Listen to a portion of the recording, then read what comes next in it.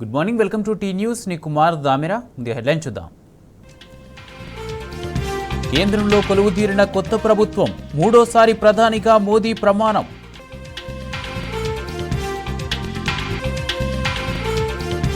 డెబ్బై 2 మందితో కేంద్ర క్యాబినెట్, కూటమి పార్టీలకు ప్రాధాన్యం. తెలంగాణ నుంచి 2, ఏపీ నుంచి 3కి ఛాన్స్.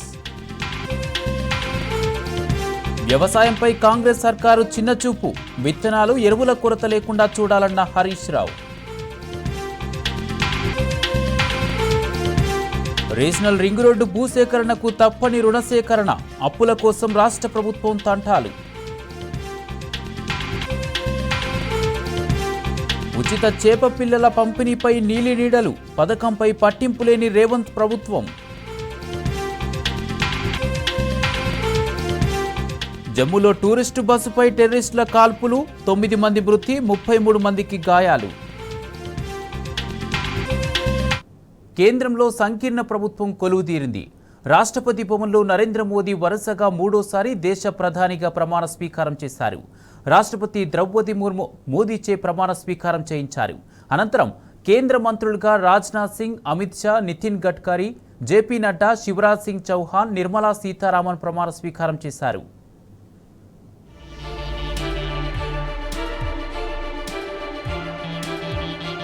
కేంద్రంలో బీజేపీ నేతృత్వంలోని ఎన్డీఏ సర్కారు కొలువుదీరింది. ప్రధానమంత్రిగా నరేంద్ర మోదీ వరుసగా 3వ పదవీ బాధ్యతలు స్వీకరించారు. మోదీ సహా 72 మందితో కేంద్ర కేబినెట్ కూడా ఏర్పాటైంది. ప్రధాని మంత్రులతో రాష్ట్రపతి ద్రౌపది ముర్ము ప్రమాణ స్వీకారం చేయించారు. 30 మందికి కేబినెట్ మంత్రులుగా అవకాశం లభించింది. మరో 5గురిని స్వతంత్ర హోదాతో సహాయ మంత్రులుగా, 36 మందిని సహాయ మంత్రులుగా మంత్రివర్గంలోకి తీసుకున్నారు.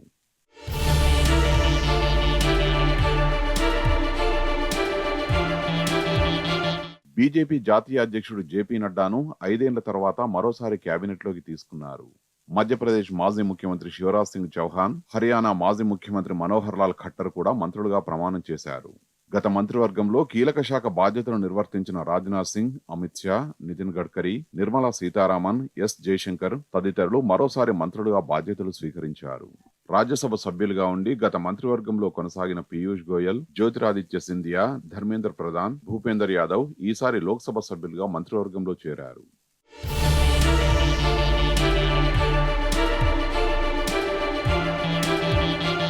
ఈసారి కేబినెట్లో 33 మంది కొత్తవారికి చోటు దక్కింది. 30 మంది మంత్రుల్లో 7గురు కొత్తవారు కాగా కేంద్ర కేబినెట్లోకి 81 మందిని తీసుకోవడానికి అవకాశం ఉంటుంది. అయితే ప్రస్తుతం ప్రధాని నరేంద్ర మోదీతో సహా మొత్తం 72 మంది కేంద్ర మంత్రివర్గంలో ఉన్నారు. మరో 9 మందిని కేబినెట్లోకి తీసుకోవడానికి అవకాశం ఉంది.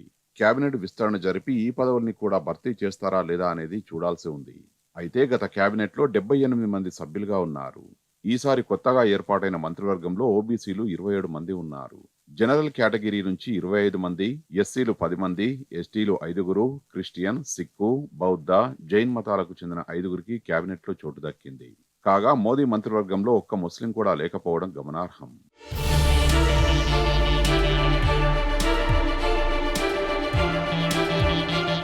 కేంద్ర మంత్రివర్గ ప్రమాణ స్వీకారం భారీ ఎత్తున జరిగింది. దాదాపు 9,000 మంది ఈ కార్యక్రమంలో పాల్గొన్నారు. బంగ్లాదేశ్ ప్రధాని షేక్ హసీనా, నేపాల్ ప్రధాని పుష్పకమల్ దహల్, శ్రీలంక అధ్యక్షుడు రనిల్ విక్రమసింగే, మాల్దీవులు అధ్యక్షుడు మొహమ్మద్ మొయిజ్జు, మారిషస్ ప్రధాని ప్రవీణ్ కుమార్ జగన్నాథ్, భూటాన్ ప్రధాని చెరింగ్ తోల్గే, సీషెల్స్ ఉపాధ్యక్షుడు అహ్మద్ ఆఫిఫ్, కాంగ్రెస్ జాతీయ అధ్యక్షుడు మల్లికార్జున ఖర్గే, పలు రాష్ట్రాల ముఖ్యమంత్రులు, ఎన్డీఏ భాగస్వామ్య పార్టీల నేతలు, ఉపరాష్ట్రపతి జగదీప్ ధన్కర్, సుప్రీంకోర్టు ప్రధాన న్యాయమూర్తి జస్టిస్ డివై చంద్రచూడ్, నటులు షారూక్ ఖాన్, రజనీకాంత్, అక్షయ్ కుమార్, అనిల్ కపూర్, అనుపమ్ ఖేర్, రవీనా టాండన్, పారిశ్రామికవేత్తలు ముఖేష్ అంబానీ, గౌతమ్ అంబానీ తదితరులు ఈ కార్యక్రమానికి హాజరయ్యారు.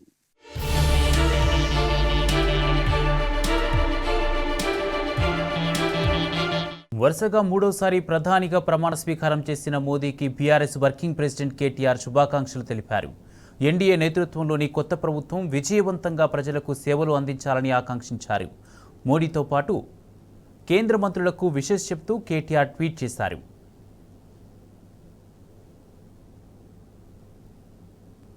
మూడోసారి ప్రధానిగా ప్రమాణ స్వీకారం చేసిన మోదీకి మాజీ మంత్రి, ఎమ్మెల్యే హరీష్ రావు శుభాకాంక్షలు తెలిపారు. ప్రధానితో పాటు ప్రమాణ స్వీకారం చేసిన కేంద్ర మంత్రులకు కూడా విషెస్ చెప్పారు. రాష్ట్రం నుంచి కేంద్ర మంత్రులుగా ప్రమాణం చేసిన కిషన్ రెడ్డి, బండి సంజయ్లకు హరీష్ రావు శుభాకాంక్షలు తెలిపారు. కేంద్రం నుంచి తెలంగాణ రాష్ట్రానికి నిధులు, ప్రాజెక్టులు తీసుకురావడానికి కృషి చేయాలని వారిని కోరారు.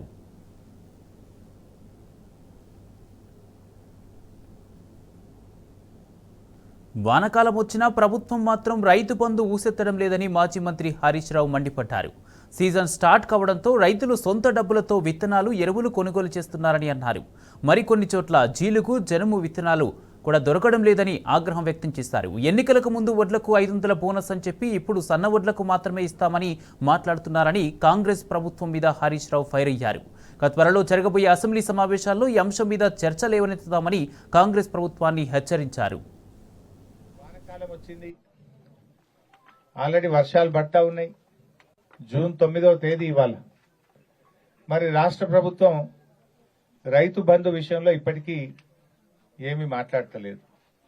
గతంలో కేసీఆర్ గారు ప్రభుత్వం ఉన్నప్పుడు వాన చినుకుపడగానే రైతు బంధు పైసలు పడుడు స్టార్ట్ అవుతుండే. వాన చినుకుపడ్డదంటే రైతు బంధు బ్యాంకులలో పడుతుండే, రైతుల ఫోన్లు టింగు టింగున మోగుతుండే. మరి ఇవాళ 9వ తారీఖు వచ్చిన ఈ ప్రభుత్వం రైతు భరోసా అన్నారు, ఎకరానికి 15,000 ఇస్తామన్నారు, ఇంకా 5,000 ఎక్కువ ఇస్తామన్నారు. మరి అవి ఎప్పుడు ఇస్తారు అనేటువంటిది నేను అడుగుతా ఉన్నా. నేను ప్రభుత్వాన్ని, ముఖ్యమంత్రి గారిని డిమాండ్ చేస్తా ఉన్నా, రైతు భరోసా డబ్బులు వెంటనే రైతులకు విడుదల చేయాలని చెప్పి నేను ప్రభుత్వాన్ని కోరుతా ఉన్నా. ఎందుకంటే ఇలా వర్షం పడగానే దున్నుకుంటా ఉన్నారు రైతులు విత్తనాలు కొనుక్కుంటా ఉన్నారు, రైతులు ఎరువు బస్తాలు కొనుక్కుంటా ఉన్నారు. అందువల్ల రైతులకు పెట్టుబడి సహాయం తక్షణమే అందించాలని, వెంటనే రైతు భరోసా ఎటువంటి షరతులు లేకుండా మరి రైతులకు ఎకరానికి 7,500 రూపాయలు వెంటనే విడుదల చేసి రైతులకు సహాయాన్ని అందించాలని చెప్పి కోరుతా ఉన్నా. మీ ఎన్నికల మేనిఫెస్టోలో గాని మీ ప్రసంగాల్లో కూడా మీరేం చెప్పిండ్రంటే పంట కాలానికి ముందే, వ్యవసాయ పనులు ప్రారంభం కాకముందే ప్రతి ఎకరాకు, ప్రతి రైతుకు 7,500 రూపాయలు ఇస్తామని చెప్పి మీ మేనిఫెస్టోలో చెప్పారు, మీ ఉపన్యాసాల్లో చెప్పారు. మరి పంట ప్రారంభమైంది ఆల్రెడీ. కొన్ని చోట్ల ఆల్రెడీ విత్తనాలు వేస్తా ఉన్నారు, ఆల్రెడీ విత్తనాలు వేయడం కూడా ప్రారంభమైంది. మరి వెంటనే రైతు బంధు వేయండి. రైతు భరోసా ఎందుకు ఆలస్యం చేస్తా ఉన్నారు? మీ విధానం ఏంది అని నేను అడుగుతా ఉన్నా. పంట పనులు, వ్యవసాయ పనులు ప్రారంభం కాకముందు ఇస్తారా, పంట చేతికి వచ్చినప్పుడు ఇస్తారా? పోయిన యాసంగి అట్లే ఇచ్చిండ్రు, పంట చేతికి వచ్చినప్పుడు ఇచ్చిండ్రు. లాస్ట్ వడ్లు కల్లాలకు వచ్చినాక రైతు బంధు పైసలు పడ్డాయి కొంతమందికి. అది ఎలక్షన్ లో కేసీఆర్ బస్ వేసుకొని బయలుదేరి ఇచ్చిండ్రు, లొలివెట్టి ఇచ్చిండ్రు. మరి ఇప్పుడెప్పుడు ఇస్తారు? అప్పుడైతే 5,000 ఇచ్చిండ్రు, 15,000 అన్నారు, అది ఇయ్యలే. పోనీ ఈ వానాకాలం కన్నా ఇస్తారా, ఇయ్యరా? ఇవ్వాల్సిందే ఖచ్చితంగా. రైతులందరికీ కూడా రైతు భరోసా డబ్బులు తక్షణం ఎకరానికి 7,500 రూపాయలు అందించి రైతులను ఆదుకోండి. ఇప్పుడు ఎలక్షన్ కోడ్ కూడా లేదు, ఎలక్షన్ కోడ్ కూడా ముగిసింది. ప్రజా సమస్యల మీద, రైతు సమస్యల మీద దృష్టి పెట్టండి. రైతులకు ఇవ్వాల్సినటువంటి డబ్బు వెంటనే అందించాలని చెప్పి ఈ ప్రభుత్వాన్ని నేను డిమాండ్ చేస్తా ఉన్నా. ఇవాళ పరిస్థితి ఏంటంటే, మా రైతులు ఫోన్ చేస్తున్నారు సిద్దిపేట నుంచి నాకు చాలా మంది, జనుము విత్తనాలు దొరుకుతలేవు, జీలుగు విత్తనాలు దొరుకుతలేవు, పచ్చిరొట్ట విత్తనాలు దొరుకుతలేవు, కొద్దిగంత వస్తున్నాయి, అర్ధగంటలనే అయిపోతున్నాయి సార్ అంటున్నారు. గతంలో ప్రభుత్వం ఉన్నప్పుడు ఎప్పుడు షార్టేజ్ రాలే. ఎన్ని విత్తనాలు కావాలంటే అన్ని పచ్చిరొట్ట విత్తనాలు రైతులకు అందుబాటులో పెట్టాం. కానీ ఈ ప్రభుత్వం ఏదో కొద్దిగానే తీసుకొస్తుందట, అవి గంట సేపట్లో అర్ధగంటలనే అయిపోతున్నాయట. ఇవాళ పచ్చిరొట్టె విత్తనాలు కూడా రైతులకు సరఫరా చేయలేని పరిస్థితుల్లో రాష్ట్ర ప్రభుత్వం ఉన్నది. అంటే ప్రభుత్వం వ్యవసాయాన్ని చిన్నచూపు చూస్తున్నది. అటు పచ్చిరొట్టె విత్తనాలు ఇవ్వలేకపోతున్నారు, రైతు భరోసా డబ్బులు సకాలంలో అందించలేకపోతున్నారు. తక్షణమే స్పందించి రాష్ట్రమంతా కూడా పచ్చిరొట్టె విత్తనాలు అందుబాటులోకి తేవాలని చెప్పి కూడా నేను ప్రభుత్వాన్ని డిమాండ్ చేస్తా ఉన్నా. ఎరువులు కూడా స్టాక్ పెట్టుకోండి, మళ్ళీ రైతులకు ఇబ్బంది కాకుండా గత ప్రభుత్వం ఎట్లయితే ప్లాన్ చేసిందో ఎరువుల కొరత రాకుండా కూడా ముందస్తు చర్యలు తీసుకోవాలని కూడా ఈ ప్రభుత్వానికి నేను సూచిస్తా ఉన్నా. ఈ తెలంగాణ రాష్ట్రంలో వడ్లంటే దొడ్డు వడ్లే పడతాయి.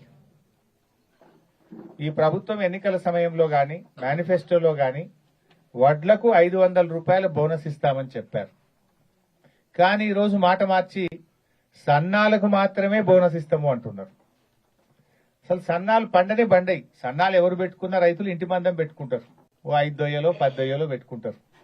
ఇంటి మందం పెట్టుకొని తిండి గింజల మందం పెట్టుకుంటారు. అవి పండించుకుంటారు తప్ప అమ్మరు మార్కెట్లో.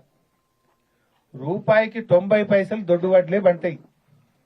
ఇవాళ మేము దొడ్డు వడ్లకు బోనస్ ఇయ్యము అంటే వడ్లకు బోనస్ ఎగబెట్టినట్టే కదా, రైతులకు మోసం చేసినట్టే కదా. మీరు ఆ రోజేమో ఊరిచ్చిండ్రు, వడ్లకు మేము 500 బోనస్ ఇస్తామని నమ్మిచ్చిండ్రు. కానీ గెలవంగానే ఇవాళ సన్నాలకు మాత్రమే ఇస్తామంటున్నారు. సన్నాలు ఎకరాకు ఒక 5-10 క్వింటాలు తక్కువ పడుతుంది, రోగం ఎక్కువ, గట్టిగా గాలి దుమారం పెడితే కూడా పడిపోతుంది, వాన పడితే కూడా దొడ్డు చినుకులు పడితే కూడా వంగిపోతుంది. దోమపోటు ఎక్కువ, దానికి దోమపోటు ఎక్కువ, రోగాలు ఎక్కువ, గట్టిగా వాన పడితే వంగిపోతుంది, దిగుబడి తక్కువ. ఇక దానికి నువ్వు ఇస్తా అంటే ఏం లాభం? దొడ్డు వడ్లు 25-30 క్వింటాలు పండితే సన్న వడ్లు 15-20 పడతాయి. మరి దానివల్ల రైతు నష్టపోతాడు తప్ప లాభం జరగదు.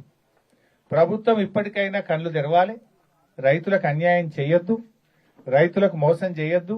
అన్ని రకాల వడ్లకు 500 బోనస్ ఇవ్వాలని చెప్పి నేను ప్రభుత్వాన్ని డిమాండ్ చేస్తా ఉన్నా. రేపు జరగబోయే అసెంబ్లీ సమావేశాల్లో కూడా అన్ని రకాల వడ్లకు బోనస్ ఇవ్వాలని బీఆర్ఎస్ పార్టీ పట్టుబడుతుంది. బీఆర్ఎస్ పార్టీ రైతుల పక్షాన పోరాటం చేస్తుంది. రీజనల్ రింగ్ రోడ్డు భవితవ్యం ప్రశ్నార్థకంగా మారింది. భూసేకరణకు అయ్యే ఖర్చు రోడ్డు నిర్మాణానికి ప్రతిబద్ధకమైంది. సగం వ్యయం రాష్ట్ర ప్రభుత్వం భరించాల్సి ఉండగా ఆ మొత్తం కోసం ప్రభుత్వం బ్యాంకులతో పాటు వివిధ ఫైనాన్స్ సంస్థలను సంప్రదిస్తోంది. బ్యాంకులు ఇచ్చే రుణ సహాయంపైనే రీజనల్ రింగ్ రోడ్డు భవిష్యత్తు ఆధారపడి ఉంది.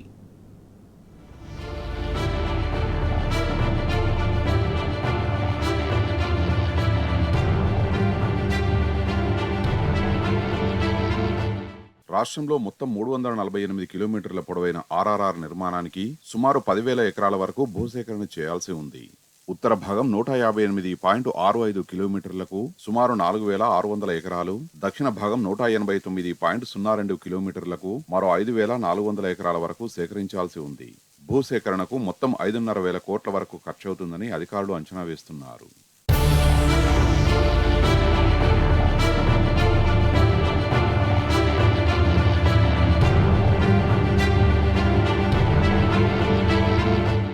కేంద్ర ప్రభుత్వంతో కుదిరిన ఒప్పందం ప్రకారం రీజనల్ రింగ్ రోడ్డు నిర్మాణ ఖర్చు పూర్తిగా కేంద్రమే భరించనుంది. అయితే భూసేకరణ ఖర్చులో మాత్రం రాష్ట్ర ప్రభుత్వం సగం భరించాలి. దీంతో భూసేకరణకు రాష్ట్ర వాటా కింద 2.5 నుంచి 3,000 కోట్ల వరకు రాష్ట్ర ప్రభుత్వం చెల్లిస్తేనే ఆర్ఆర్ఆర్ ప్రాజెక్టు ముందుకు సాగుతుంది.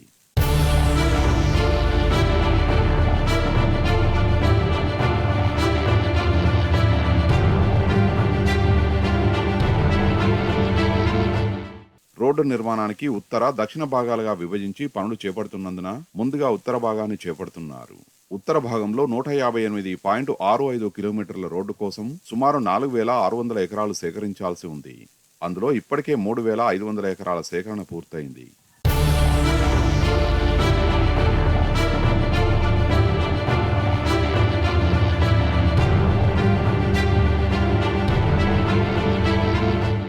సేకరించిన భూమికి గాను రాష్ట్ర వాటా కింద చెల్లించాల్సిన మొత్తాన్ని రాష్ట్ర ప్రభుత్వం జాతీయ రహదారుల అథారిటీకి చెల్లించాల్సి ఉంది.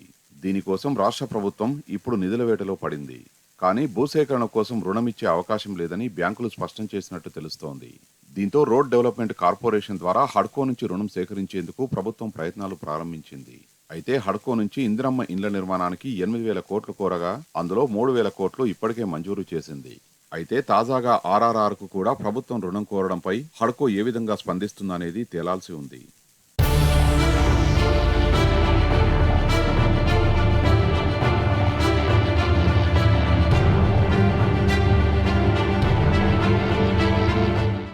నిజానికి ఆర్ఆర్ఆర్ ఉత్తర భాగం భూసేకరణ కోర్టు కేసుతో నిలిచిపోయింది. భూసేకరణకు అయ్యే మొత్తం ఖర్చును ఒకేసారి చెల్లించాలని జాతీయ రహదారుల అథారిటీ కోరినప్పటికీ రాష్ట్ర ప్రభుత్వ ఆర్థిక పరిస్థితి బాగా లేనందున దశలవారీగా చెల్లిస్తామని అధికారులు తెలిపారు. కేంద్ర రహదారుల శాఖ మంత్రి నితిన్ గడ్కరీతో రాష్ట్ర ఆర్&బి శాఖ మంత్రి కోమటిరెడ్డి చర్చలు జరపడంతో దశలవారీగా చెల్లించేందుకు కేంద్రం సమ్మతించింది. దీంతో ముందుగా ఉత్తర భాగం రోడ్డు నిర్మాణానికి అవసరమయ్యే సుమారు 2,500 కోట్లు రాష్ట్ర ప్రభుత్వం చెల్లించాల్సి ఉంటుంది. ఉత్తర భాగంలో దాదాపు 80% వరకు భూసేకరణ పూర్తి కావడంతో భూములు కోల్పోయిన రైతులకు నష్టపరిహారం చెల్లిస్తే టెండర్ల ప్రక్రియ చేపట్టే అవకాశం కలుగుతుంది. మిగిలిన 20% భూసేకరణ కూడా త్వరితగతిన చేపట్టాల్సి ఉంటుంది. అయితే రాయగిరి ప్రాంతంలో రైతుల భూసేకరణకు వ్యతిరేకంగా న్యాయస్థానాన్ని ఆశ్రయించడంతో కోర్టు స్టే విధించింది. దీంతో అక్కడ భూసేకరణ నిలిపివేశారు. ప్రస్తుతం అక్కడ భూసేకరణ చేయాలంటే రైతులను ఒప్పించడమో లేక అలైన్మెంట్లో స్వల్పంగా మార్పులు చేయడమో చేయాల్సి ఉంది.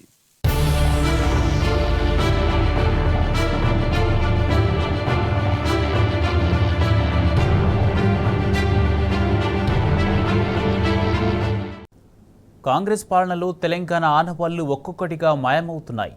నిన్న మొన్నటి వరకు పరీక్షల్లో కనిపించిన మన పండుగలు, సాంస్కృతిక చైతన్యం గ్రూప్ 1 ప్రిలిమ్స్లో కానరాకుండా పోయింది.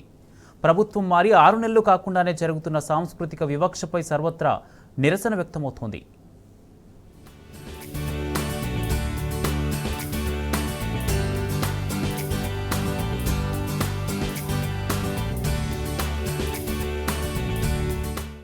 రేవంత్ రెడ్డి పాలనలో తెలంగాణ ఆనవాళ్లు మాయమైపోతున్నాయి.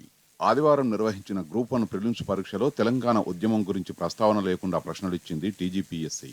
తెలంగాణ మలి, తొలిదశ ఉద్యమం, భాష, సినిమాలు, మాండలికాలను పూర్తిగా విస్మరించారు. తెలంగాణ అస్తిత్వం లేకుండానే ప్రశ్నాపత్రాన్ని రూపొందించింది.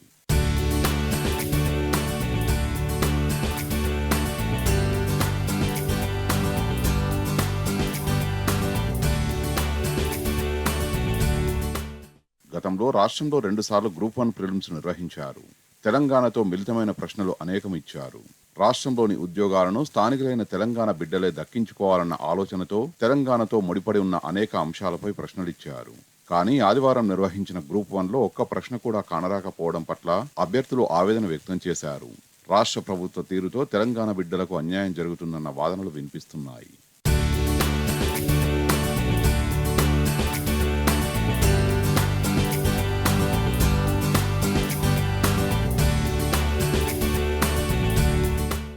మరోవైపు రాష్ట్ర ప్రభుత్వ పథకాలైన మహాలక్ష్మి, గృహజ్యోతిపై 2 ప్రశ్నలిచ్చారు.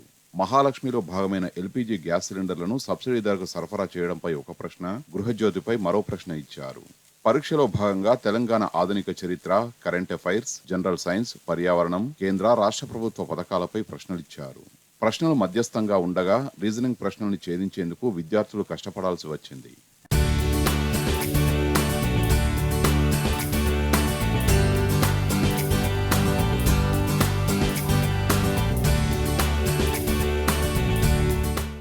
గత 2 గ్రూప్ 1 పరీక్షలతో పోల్చితే ఆదివారం నిర్వహించిన పరీక్ష కాస్త సులభంగానే ఉన్నట్టుగా నిపుణులు తెలిపారు. ప్రశ్నల క్లిష్టత సాధారణం నుంచి మధ్యస్థంగా ఉందన్నారు. చాలా అంశాలను పరిగణలోకి తీసుకుని ప్రశ్నాపత్రాలను రూపొందించారని, చాలా కాలంగా ప్రిపరేషన్లో ఉన్నవారికి, అవగాహన గలవారికి అనుకూలమన్నారు. అయితే ఇక ప్రశ్నలు సుదీర్ఘంగా ఉండడంతో చాలా మందికి సమయం సరిపోలేదు. 25 ప్రశ్నలు logical reasoning, analytical ability, data interpretation నుంచి ఇచ్చారు. అయితే గణితం నేపథ్యం ఉన్న వారికి పరీక్ష అనుకూలంగా ఉందని ఎక్స్పర్ట్స్ తెలిపారు. జనరల్ కటాఫ్ 75 నుంచి 80 మార్కుల మధ్య ఉండొచ్చన్నారు.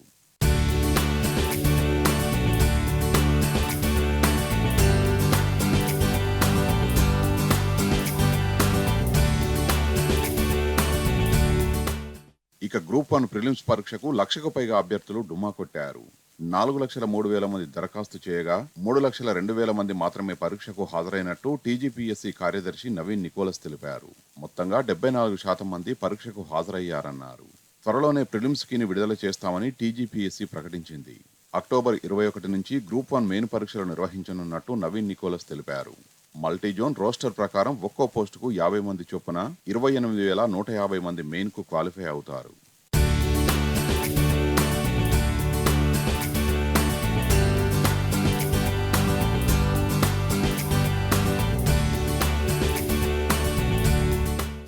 మరోవైపు జగిత్యాలలో ఓ ప్రైవేట్ కళాశాల ముందు గ్రూప్ 1 అభ్యర్థులు ఆందోళన చేపట్టారు.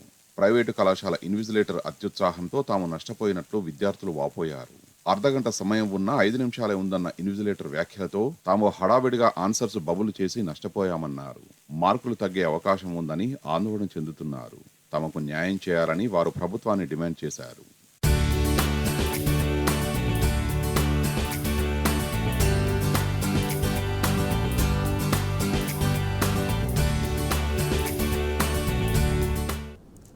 ఉచిత చేపపిల్లల పంపిణీ పథకంపై నీలినీడలు కమ్ముకున్నాయి.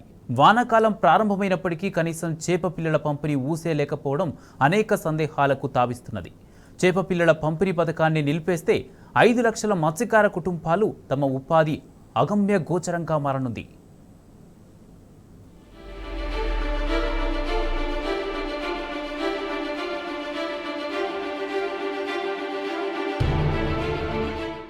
ఓవైపు వానాకాలం మొదలైనప్పటికీ చేపపిల్లల పంపిణీ పథకం అమలుకు సంబంధించి రాష్ట్ర ప్రభుత్వం ఇప్పటి వరకు ఎలాంటి ప్రక్రియ చేపట్టలేదు. వాస్తవానికి ఇప్పటికే టెండర్ ప్రక్రియను ప్రారంభించాలి. జూలై చివర్లో లేదా ఆగస్టులో చేపల పంపిణీని ప్రారంభించాలి. కానీ ఇప్పటి వరకు పథకం అమలుకు టెండర్ ప్రక్రియ ఊసే లేకపోవడం గమనార్హం. కేసీఆర్ ప్రభుత్వం ప్రతి ఏటా మే నెలలో టెండర్ల ప్రక్రియ ప్రారంభించి జూలై లేదా ఆగస్టులో పంపిణీని ప్రారంభించేది.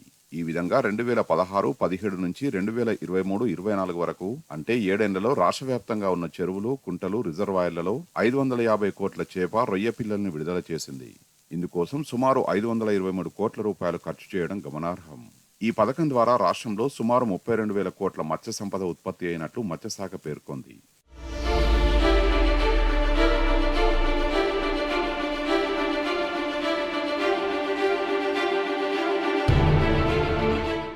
ఉచిత చేపపిల్లల పంపిణీ పథకం అమలుపై కాంగ్రెస్ ప్రభుత్వం వ్యతిరేకత వ్యక్తం చేస్తున్నట్టు సమాచారం. ప్రస్తుతం సీఎం రేవంత్ రెడ్డి వద్దే ఈ శాఖ ఉంది. దీంతో ఇప్పటికే 2 సార్లు పథకం అమలుకు ప్రభుత్వానికి మత్స్యశాఖ అధికారులు లేఖ రాసినట్టు తెలిసింది. అయినప్పటికీ ప్రభుత్వం నుంచి ఎలాంటి సమాధానం రాలేదని ఆ శాఖ వర్గాలు తెలిపాయి. గతేడాది పంపిణీకి సంబంధించిన బిల్లుని కూడా ప్రభుత్వం విడుదల చేయలేదు.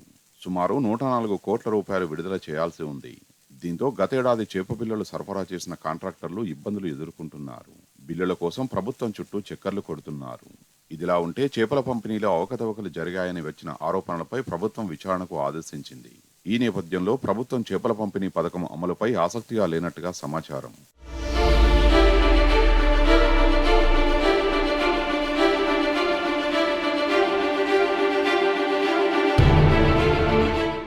ఒకవేళ ఉచిత చేపపిల్లల పంపిణీ పథకాన్ని నిలిపేస్తే 5 లక్షల మత్స్యకార కుటుంబాలు తమ ఉపాధిని కోల్పోయే ప్రమాదం ఉందనే అభిప్రాయాలు వ్యక్తమవుతున్నాయి. రాష్ట్రంలో సుమారు 6,000 మత్స్యకార సొసైటీలున్నాయి. ఇందులో అధికారికంగా 3.75 లక్షల మంది సభ్యులు ఉన్నారు. వీళ్లంతా కేసీఆర్ ప్రారంభించిన ఉచిత చేపపిల్లల పంపిణీ పథకంతో జీవనోపాధి పొందుతున్నారు.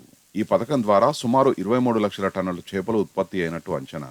వీటి అమ్మకం ద్వారా కనీసంగా 32,000 కోట్ల రూపాయల సంపద సృష్టి జరిగింది. తద్వారా మత్స్యకారులు ఆర్థికంగా బలోపేతమయ్యారు.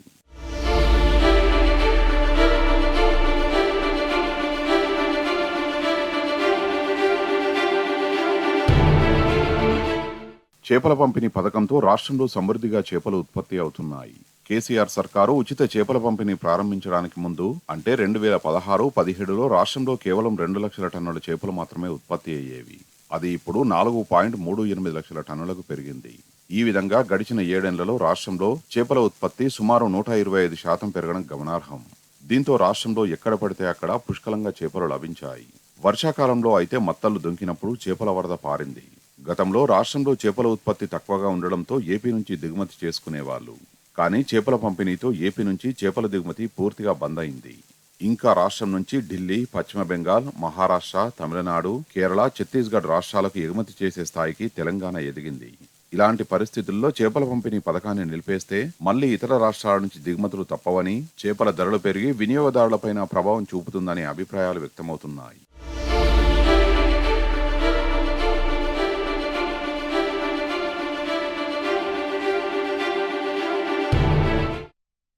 తెలంగాణ రాష్ట్రంలో పరిపాలన పిచ్చోడి చేతిలో రాయిలా మారిందని ఫైర్ అయ్యారు బీఆర్ఎస్ సీనియర్ నాయకుడు డాక్టర్ తాటికొండ రాజయ్య.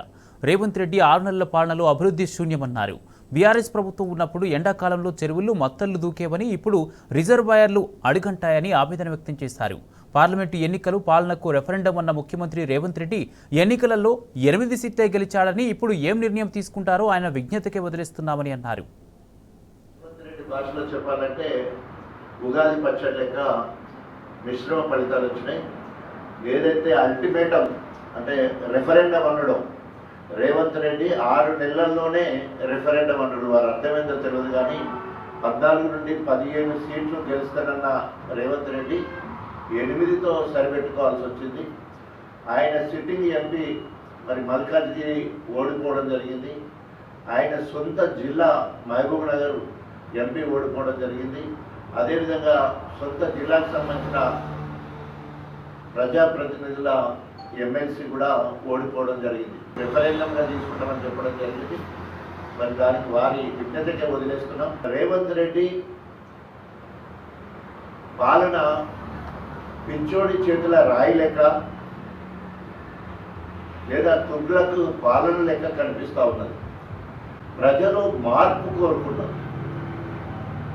ఆ మార్పు రేవంత్ రెడ్డి ఏ రకంగా చూపిస్తున్నాడంటే మార్పు కేసీఆర్ గారు ఏదైతే పథకాలు మొదలుపెట్టిందో ఆ పథకాలన్నీ పేర్లు మార్చాలని లేదా ఆయన ఆడవాళ్ళు ఏమి లేకుండా ఉండాలనే ఆలోచనతో తెలంగాణ రాజముద్రను మార్చాలనుకోవడం, తెలంగాణ తల్లి విగ్రహాన్ని మార్చాలనుకోవడం, తెలంగాణలో తెలంగాణ పేరుతో లేదా ప్రాంతంలో ఉన్న ప్రముఖుల పేరుతో ఉన్న పేర్లన్నీ మార్చాలనే ఉద్దేశంతో వేల కోట్ల రూపాయలు ఖర్చు పెట్టి, అంటే దాదాపు ఇప్పటివరకు రకరకాలుగా వాట్సాప్లో చూస్తే 3,000 కోట్ల నుండి 5,600 కోట్ల వరకు ఈ మార్పులకే ఖర్చు పెట్టాలని, ఆఫీసులకు, పార్కులకు, ప్రభుత్వ సంస్థలకు పేర్లు మార్చడం వల్ల ప్రజలకు ఒరిగేది ఏమి కూడా లేదు. ప్రజలు కోరుకునే మార్పు ఏంటంటే 2,000 పెన్షన్ అన్నాడు, 4,000 వచ్చే మార్పు కావాలనుకున్నారు ప్రజలు. ₹1,00,000 రుణమాఫీ, 2 లక్షలు రుణమాఫీ కోరుకున్నారు ప్రజలు. కళ్యాణ లక్ష్యంతో తులం బంగారం వస్తుందని ఆశపడ్డారు ప్రజలు. 10,000 ఉన్న రైతు బంధు, రైతు భరోసా సంబంధించిన పథకం ఎకరాకు సంవత్సరానికి 15,000 ఇస్తారని ఎదురు చూసిన ప్రజలు. కోరుకున్న మార్పు ఒకటైతే ఈరోజు రేవంత్ రెడ్డి తెలంగాణ అస్తిత్వానికి సంబంధించిన ఆడవాళ్లను మార్చాలని చూస్తూ ఉన్నారు. దీన్ని తీవ్రంగా ఖండిస్తున్నాం. రంగారెడ్డి జిల్లా గోవిందాయపల్లి గ్రామంలో హత్యకు గురైన యువకుల కుటుంబాలను పరామర్శించారు బీఆర్ఎస్ నాయకులు doctor RS Praveen Kumar. Mission Bhagiratha మాజీ వైస్ చైర్మన్ ఉప్పల వెంకటేష్తో కలిసి వారిని ఓదార్చి మనోధైర్యం చెప్పారు. దారుణంగా హత్యకు పాల్పడ్డ వారిపై చట్టపరమైన చర్యలు తీసుకుని కఠినంగా శిక్షించాలని ప్రభుత్వాన్ని డిమాండ్ చేశారు. గోవిందాయపల్లి గ్రామానికి చెందిన శేషిగారి శివగౌడ్, గుండెమోని శివగౌడ్ అనే 2 యువకులు ఈ నెల 6వ తేదీన కట్టాల్ సమీపంలోని బటర్ఫ్లై సిటీ విల్లాలో దారుణంగా హత్యకు గురయ్యారు. నయీం ముఠా మాజీ సభ్యులు, అది ఎవరైనా కావచ్చు, వాళ్ళ పాత్ర కూడా ఉందనేది ఇక్కడ గ్రామస్తులందరూ కూడా వాళ్ళు నాతో షేర్ చేసుకున్నారు. దాని మీద కూడా పూర్తి స్థాయి విచారణ జరగాల్సిన అవసరం ఉంది. ఎందుకంటే చాలా ప్రశాంతంగా ఉండే ప్రాంతం ఇది. ఇప్పుడైతే నేను కడతాలలో, అదేవిధంగా ఆమనగల్ కానీ, తలకొండపల్లి కానీ, లేకపోతే వెల్దండ కానీ, కల్వకుర్తి కానీ, ఇలాంటి మర్డర్లు అంటే ఇంత ఘోరమైన క్రూరమైన రీతిలో జరిగిన మర్డర్లు అయితే నేను ఎప్పుడు వినలేదు. కానీ అలాంటి కొత్త సంస్కృతి, దాంతోపాటు రియల్ ఎస్టేట్ దందా, అదేవిధంగా పంచాయతీలు జరపడం, అదేవిధంగా రాజకీయాలు తోడు కావడం, సో అదేవిధంగా ఆధిపత్యం కోసం పోరాటం, ఇందులో ఈ మర్డర్ల సంస్కృతి అనేది రావడం అనేది చాలా బాధాకరం. దీంట్లో నయీం ముఠా ఆనవాళ్లు కనిపిస్తున్నాయి. అందుకొరకు దీని మీద పోలీసులు పూర్తి స్థాయిలో విచారణ జరగాల్సిన అవసరం అనుకుంటే మన నిందితుల కాల్ డేటా రికార్డ్స్, వాళ్ళ బర్త్డేలోకి కూడా చాలా మంది నయీం ముఠా సభ్యులు వచ్చిన ఆధారాలు కూడా ఉన్నాయనేది గ్రామస్తులందరూ కూడా చెప్తున్నారు. పోలీసులు ఆ యాంగిల్లో కూడా దీన్ని పూర్తి స్థాయిలో పరిశోధించాల్సిందిగా కోరుకుంటున్నా. అదేవిధంగా గ్రామీణ ప్రాంతాల్లో సమస్యను అందరూ కూర్చొని పరిష్కరించాల్సిన పరిస్థితి నుండి ఈరోజు మర్డర్లు చేసుకునే సంస్కృతి ఎందుకు వస్తున్నది, దాని వెనుక ఎవరున్నారు, ఎవరి ప్రయోజనాల కోసం ఇవి జరుగుతున్నాయి అనే దాని మీద కూడా పూర్తి స్థాయిలో విచారణ జరగాలి. అలాగే మరి ఈ 2 కుటుంబాలు ఏవైతే ఉన్నాయో, వాళ్ళు రికార్డుతే డెకార్డుని కుటుంబాలు, ఒక ఆయనేమో తాళెక్కి పొట్ట నింపుకుంటాడు, ఇంకొక ఆయనేమో మరి కూలీ చేసి పొట్ట నింపుకుంటాడు. వీళ్ళ కుటుంబాలను కూడా ప్రభుత్వం తప్పకుండా ఆదుకోవాలి. ఏ స్కీమ్ అయినా ఆ స్కీమ్లో వీళ్ళని లబ్ధిదారులుగా చేర్చాలి. ఆరోగ్యమే కావచ్చు, లేకపోతే ఇంకేదైనా కావచ్చు, ఆ స్కీమ్లో వీళ్ళని తప్పకుండా లబ్ధిదారులుగా చేర్చి వీళ్ళ కుటుంబాలను ఆదుకోవాల్సిన అవసరం కూడా ఉంది. ఎందుకంటే ఒంట్లో ఉండే ఒక్క ఆధారం ఈరోజు చనిపోవడం జరిగింది. అదేవిధంగా మరి నిందితులు ఎట్టి పరిస్థితుల్లో కూడా బయటికి రాకూడదు. అంటే మరి వాళ్ళని ఇప్పుడు పోలీసు వాళ్ళు అరెస్ట్ చేసిండ్రు, నేరస్తులను అరెస్ట్ చేసిండ్రు, నేరానికి చేసిన వెపన్లను కూడా పోలీసు వాళ్ళు మరి సీజ్ చేసిండ్రు. కాబట్టి అర్జెంటుగా ఫాస్ట్ ట్రాక్ కోర్టులో వీళ్లకు మరి ట్రయల్ కంప్లీట్ చేసి వీళ్లకు యావజ్జీవ కారాగార శిక్ష, అంటే చనిపోయేంత వరకు కూడా వీళ్ళు జైల్లో ఉండేటట్టుగానే మరి చూడాల్సిందిగా నేను ప్రభుత్వాన్ని డిమాండ్ చేస్తున్నా. ఇంత క్రూరమైన మర్డర్ చేసిన వ్యక్తులు మళ్ళీ రేపొద్దున ఒక 2 నెలల తర్వాతనో 3 నెలల తర్వాతనో బెయిల్ మీద వస్తే వాళ్ళు ఇంకొక ముగ్గురిని మర్డర్ చేస్తారంట. వాళ్ళ హిట్ లిస్ట్ లో ఇంకొక ముగ్గురు ఉన్నారనేది గ్రామస్తులు చెప్తున్నారు. ఆ పరిస్థితి రాకూడదు. మళ్ళీ ఇంకొక మర్డర్ అయితే దానికి డైరెక్ట్ పోలీసులే రెస్పాన్సిబుల్ అని చెప్పి నేను ఈ సందర్భంగా చెప్తున్నా. మంత్రాలు, మరమ్మతులు, మర్మాల పేరిట ప్రభుత్వ ఖజానాకు బొక్క పెట్టడమే కాకుండా సీఎం రేవంత్ రెడ్డి గత పాలకులను, తోటి మంత్రివర్గ సహచరులను సైతం నమ్మకుండా అవమానిస్తున్నారనే విమర్శలు ఆయనపై వినిపిస్తున్నాయి. అకస్మాత్తుగా సీఎం ఛాంబర్కు మరమ్మతులు చేయించడమే కాక ఆ ఛాంబర్లో సీసీ కెమెరాలు, మైక్రోఫోన్లు పెడుతున్నట్లు తెలుస్తోంది. అనుమానంతో సీఎం తీసుకుంటున్న ప్రయోజనం లేని నిర్ణయాలపై తీవ్ర అసంతృప్తి వ్యక్తమవుతోంది.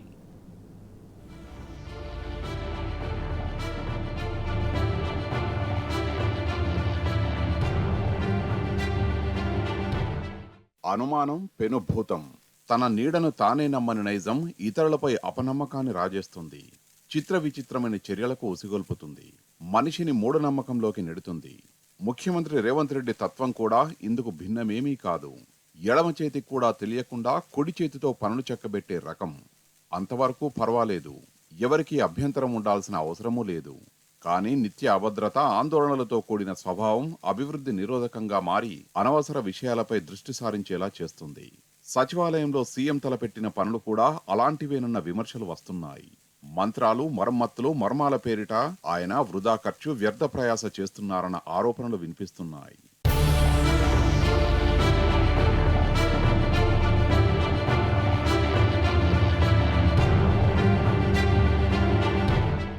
ముఖ్యమంత్రి రేవంత్ క్యాబినెట్లో ఎవరిని నమ్మడయ్యా, కష్టం అని మొన్న మధ్య ఓ సీనియర్ మంత్రి వాపోయారు.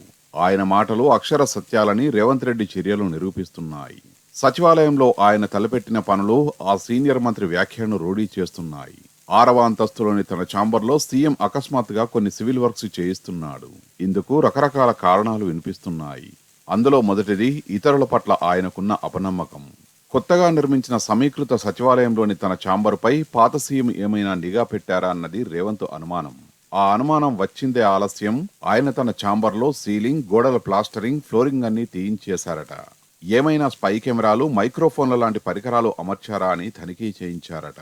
వీటి సాయంతో గత ప్రభుత్వంలోని పెద్దలు ఎప్పటికప్పుడు తన కార్యకలాపాలను తెలుసుకుంటున్నారా, దృశ్యాలు ఏమైనా చూస్తున్నారా, సంభాషణలు ఏమైనా వింటున్నారా అనే కోణంలో ఆరా తీశారట. వినడానికి కొంచెం విడ్డూరంగా ఉన్నా ఇది ముమ్మాటికి నిజం అనేది సెక్రటేరియట్ వర్గాల ఉవాచ.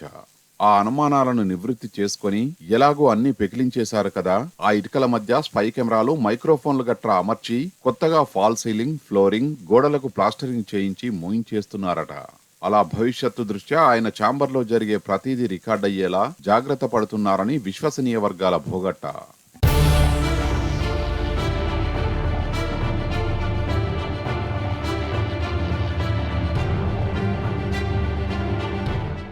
ఇక రెండో కారణం మూఢనమ్మకం. సీఎం రేవంత్కు సెంటిమెంట్లు చాలా ఎక్కువ అని సన్నిహితులు చెబుతుంటారు. అమావాస్య రోజు ఆయన అధికారిక కార్యక్రమాల్లో పాల్గొనరు, ఏ పనిని మొదలుపెట్టరు. అసలు సచివాలయానికి కూడా రారట.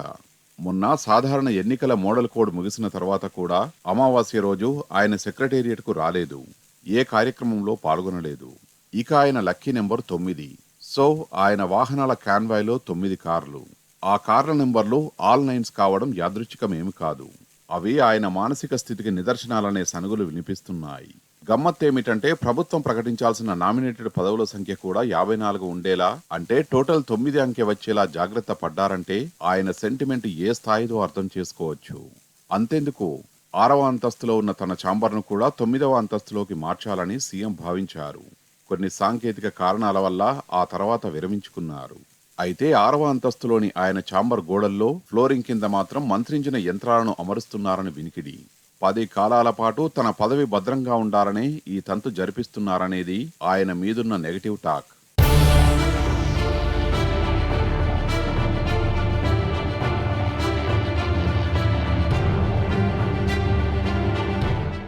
ఇదిలా ఉండగా ఈ మధ్య సీఎం రేవంత్ రెడ్డి తూర్పు వైపు ఉన్న మెయిన్ గేట్ నుంచి సచివాలయంలోకి ప్రవేశించడం లేదు.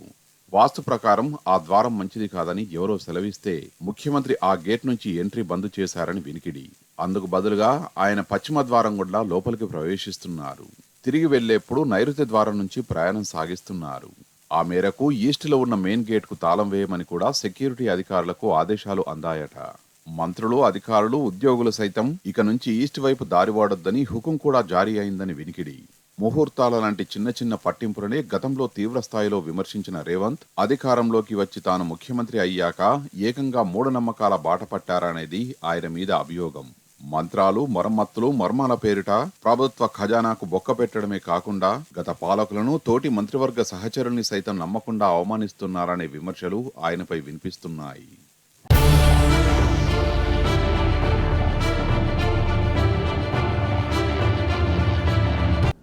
టీ20 ప్రపంచ కప్లో చిరకాల ప్రత్యర్థి పాకిస్తాన్కు టీమిండియా షాక్ ఇచ్చింది. బౌలర్లు ఆధిపత్యం చెలాయించిన మ్యాచ్లో 6 పరుగుల తేడాతో విజయం సాధించింది. 120 పరుగుల లక్ష్యంతో బ్యాటింగ్ చేసిన పాక్ను 20 ఓవర్లలో 7 వికెట్లు పడగొట్టి 113 పరుగులకే కట్టడి చేసింది. భారత బౌలర్లు బుమ్రా 3, హార్దిక్ పాండ్యా 2, హర్షద్ సింగ్, అక్షర్ పటేల్ చెరో వికెట్ పడగొట్టారు. అంతకుముందు టాస్ ఓడి బ్యాటింగ్కు దిగిన భారత్ 19 ఓవర్లలో 119 పరుగులకు ఆలౌట్ అయింది. వన్డెన్ బ్యాటర్ రిషబ్ పంత్ 42 పరుగులతో టాప్ స్కోరర్గా నిలిచాడు.